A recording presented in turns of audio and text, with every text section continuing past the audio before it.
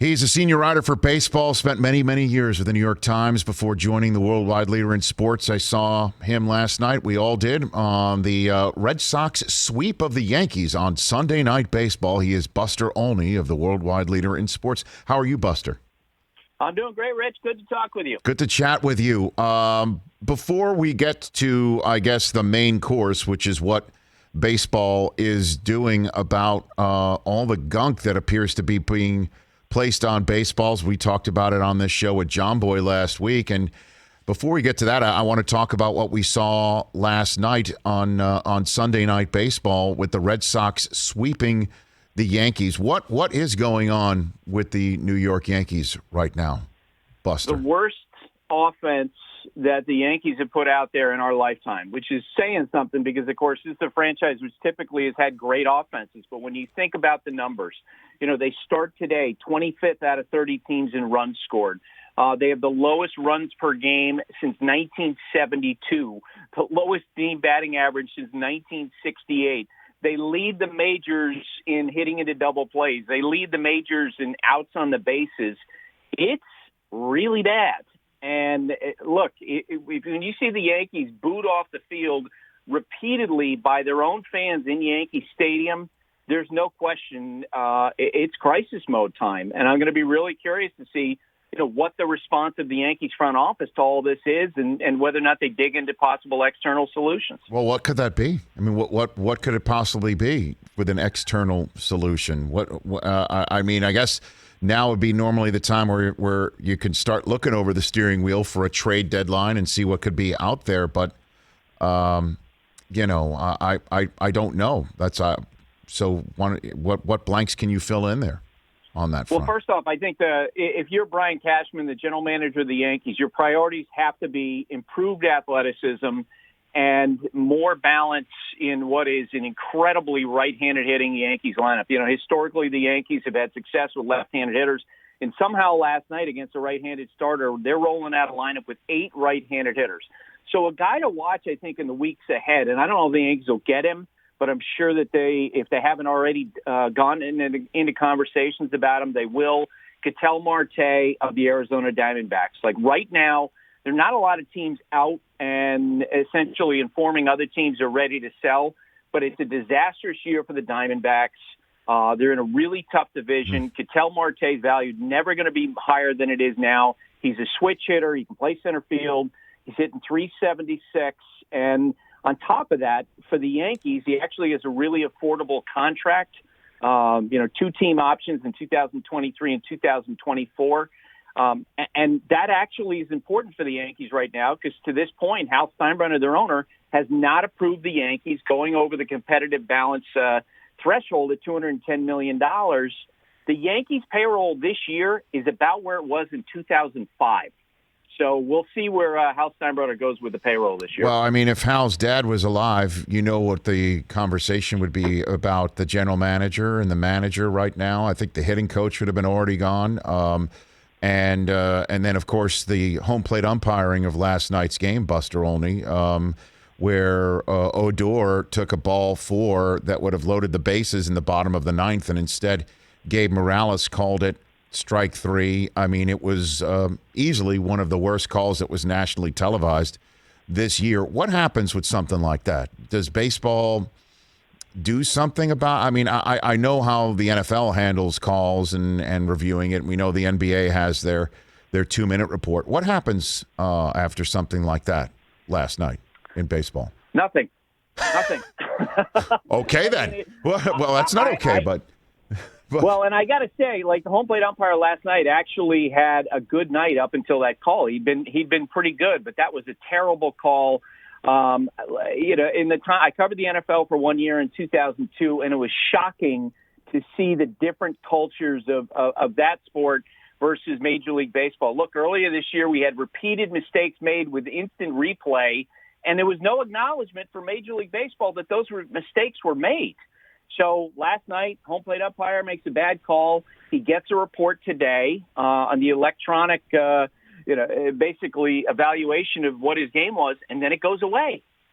You wish that it would change in baseball. And about George Steinbrenner and how he would have handled these things, you're right. He made changes all the time in season with managers, with coaches. The Yankees have not changed the manager in season since 1990. It's a completely different culture, I think, since Brian Cashman took over as GM in '98. I am going to be curious to see at the end of this year, where Hal Steinbrenner goes and how he's feeling about the direction of the franchise. Buster Olney here on the Rich Eisen Show. Let's get into what you were tweeting out over the weekend, what this show has been talking about. The Athletic had a report, Sports Illustrated had a report that pitchers are putting stuff on baseballs. Mike Shildt, the manager of the St. Louis Cardinals, essentially gave up the ghost in a post-game diatribe to the media after Country Joe West made one of his pitchers change his hat because of seeing a spot on the brim. And Shildt was saying, you've got to be kidding me. Like, nobody's checking for anything this year, and we all know pitchers are cheating, essentially, is what he was saying. I'm paraphrasing. So baseball is going to do something mid-season about all this, Buster? There is going to be a war on foreign substances, and it's going to be aggressive. On Friday, Major League Baseball officials, representatives of the union, their umpire folks on this call had a conference call on Friday where they were beginning to finalize the details of what this is going to look like. A memo is expected to go out to all teams later this week, and then sometime in the next week to 10 days, and I think it could be as soon as next Monday, umpires will be instructed to enforce the foreign substance rule that is already on the books. And what that's going to entail is repeated and random checks of pitchers and maybe even position players if umpires see cause.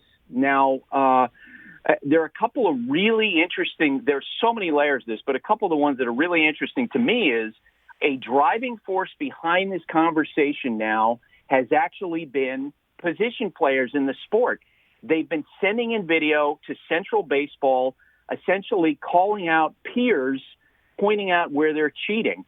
And Major League Baseball in the last 2 months has effectively built scouting reports on how different pitchers, specific pitchers, are using foreign substances, and that information going to be provided to umpires at the outset of each series, like Rich Eisen, pitcher for the Seattle Pilots, likes to tug this long strings on his glove and get pelican grip on off of that. Look for that in games.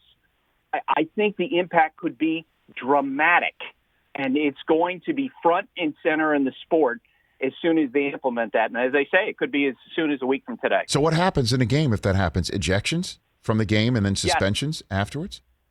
Yes. Yeah? If the umpires find a foreign substance, there will be ejections. And what they've talked about, and again, as of over the weekend, this was not finalized. Conversations at the owners' meetings last week was that there would be suspensions of 10 games without pay, which would be significant. And in the owners' meetings, one owner pointed out, look, they'll probably file grievances, but the response was, this is too big of a problem. We're seeing offenses diminish, action diminish in the sport. Just go ahead, render the suspensions, and if they grieve it, fine. But you're talking about pitchers whose names are going to, moving forward, will have questions attached to them after they are caught with foreign substances about what their actual skills and values are to teams that are using them or possible future employees. So Major League Baseball, from everything I'm hearing, is going to be very aggressive about this. Well, Buster Olney of ESPN here on the Rich Eisen Show. One of the things that Mike Shildt of the Cardinals was upset about was what he was portraying as something that was arbitrary, like you're checking my guy's hat and you're not checking everybody else. So what is the trigger mechanism on inspecting a pitcher? What's it going to be? Does a team ask for it? A manager ask for it? Or an umpire just goes on suspicion or something like that? I mean, what happens? This is going to be driven by the umpires. And one source told me it's going to be a lot like a DUI checkpoint. What they're going to do, as they say, they're going to have information going into a series. They see, like you and I see, if we were sitting and watching a ball game, you and I can see where pitchers are going to spots in their gloves, potentially on the form of their gloved hand, other spots for foreign substances. The umpires see that as well. I've had conversations with umpires through the years where they tell me, yeah, we see it, but the mandate hadn't come down from Major League Baseball for them to enforce it. That's changing. And so what you will see is, as I mentioned, probably 8 to 10 random checks through the course of the game, or if they see something and they want to act on it. And because they're cognizant of pace of play issues, some of those checks are going to happen as the pitcher leaves the mound after an inning or an appearance.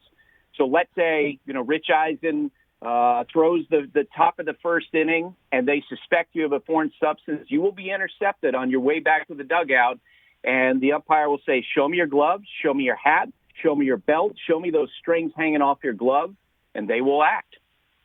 So somebody's literally going to – you're right. It does sound like you're at the TSA checkpoint. And unless I guess you got clear, you know what I mean? And that may be the problem, I guess. So, wow. The opposing the manager of the pitcher that's being checked isn't going to go totally nuts on the spot that somebody throws an immaculate inning. They're feeling good. This is going to happen in a playoff game, Buster. The one thing that, with the NFL, whenever they changed what they would call an emphasis, a rules emphasis, an emphasis on the rules in the middle of a season, coaches go crazy. But I guess baseball could not do what they were planning to do, which is use this year as an inspection year any longer when, players are starting to talk about it. And we're also seeing it. And, half of Major League Baseball starting lineups aren't even hitting 200.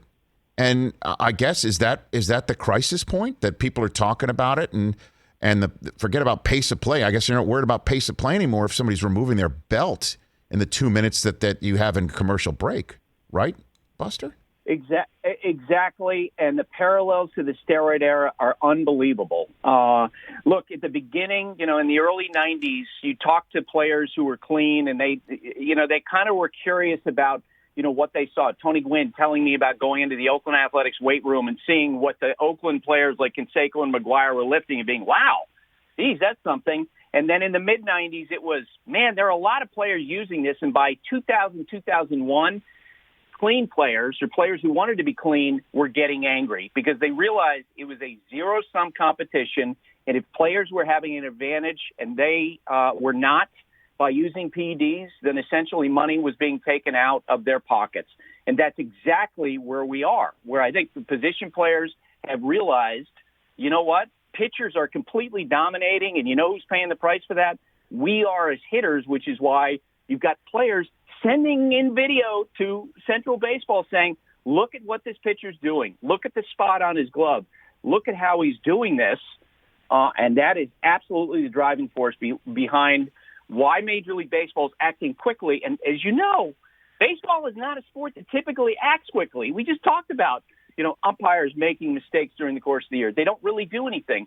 But in this case, with offense down, position players complaining, they are acting. All right, and last one, I guess. When again do we see this? Do we see this by the middle of this month, and all of a sudden you might see pitchers who have nine-figure contracts and spin rates through the roof suddenly give up a ton of runs? Is that really what we might be seeing, Buster? And in the last week, players are watching spin rates, and they're noting it. Josh Donaldson made a comment about Garrett Cole's spin rate going down. Trevor Bauer's spin rate was down over the weekend. Yes, I was told that perhaps as soon as June 14th, you will see umpires begin to do this at the latest within 2 weeks. It's going to be immediate, and let's face it, knuckleheads like me are going to be doing a lot of before and after when we look at the statistics for pitchers, for position players, for offenses, once umpires start to be aggressive with these checks. Buster, you're the man. Thanks for the call. Greatly appreciate it. Let's do this. Let's do the after. This is the before. Let's do the after in a couple weeks. Appreciate it. That sounds like fun, Rich. All right. Thank you. You got it. That's Buster Olney, Sunday Night Baseball reporter, ESPN Senior Writer, right here on The Rich Eisen Show. Hey, you watched all the way to the end. Thanks for that. Watch more right here.